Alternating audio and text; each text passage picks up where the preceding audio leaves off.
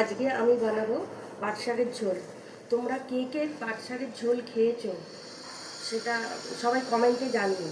সবাই তো পাট শাক ভাজাই খাও, কিন্তু পাট শাকের ঝোল কে কে খেয়েছো তোমরা অন্তত কমেন্ট করে জানিও। পাট শাকগুলো কীভাবে বাচ্ছি দেখো, দেখো এই শিরগুলো এইভাবে ছিঁড়ে নেব। এই শিরগুলো খেলে পেট ব্যথা করে, এই শিরগুলো এইভাবে ছিঁড়ে নেব। পাট শাকটা ভালো করে ধুয়ে নিচ্ছি, এর মধ্যে নুন আর ছোলা দিয়ে সিদ্ধ করে নেব।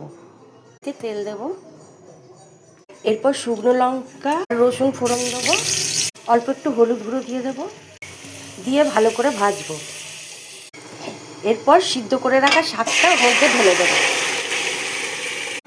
অল্প একটু চিনি দিয়ে দেবো, যারা চিনি খাও না তারা স্কিপ করবে।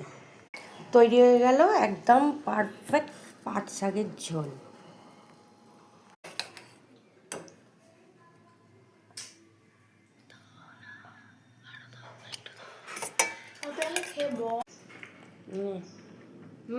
দারুণ।